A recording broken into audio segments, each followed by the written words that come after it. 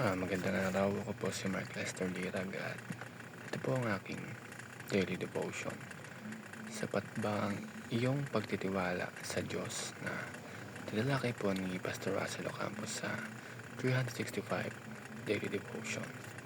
Um, ang Bible verse po ngayong araw ay galing sa Hebrews chapter 11 verse 1. Ang sabi po ay, "Now faith is the substance of things hoped for, the evidence of things not seen." Ang topic po ngayong araw is tungkol sa faith. Kapag sinabi nating faith or pananampalataya ay hindi ito basta blind optimism lamang. Hindi ito yung pag-asa na sana may mangyaring maganda pero walang basehan.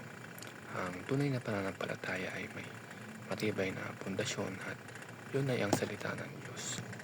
Sabi nga sa Bible verse na Hebrews chapter 11 verse 1, ang faith daw ay substance of things hoped for at evidence of things not seen.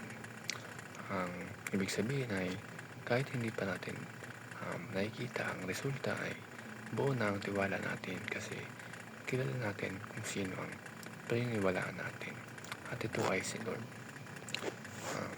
Ang first teaching is faith is taking God at His word. Ibig sabihin ay kung hindi tugma ang sitwasyon mo ngayon sa mga pangako ng Panginoon ay maninindigan ka pa rin kasi alam mo ang Diyos ay hindi sinungaling. Kung sinabi niya ay gagawin niya. Kapag may sinabi ang Bible na I will never leave you nor forsake you, hindi mo kailangan magpanik kapag feeling mo ay mag-isa ka. Hawak mo ang pangakong iyon. That is faith, taking God at His word. Ang second teaching is faith honors God. Kapag nagtitiwala ka sa Panginoon, napapangaralan siya. Parang isang anak na nagtitiwala sa magulang niya kahit hindi pa niya naiintindihan ang lahat. Ganon din tayo sa Panginoon. Hindi natin kailangan ng lahat ng sagot para sumunod.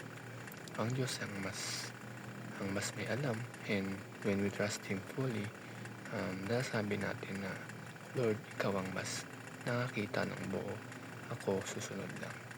At sa pagsunod natin ay nakapakita natin dapat siya sa ating tiwala.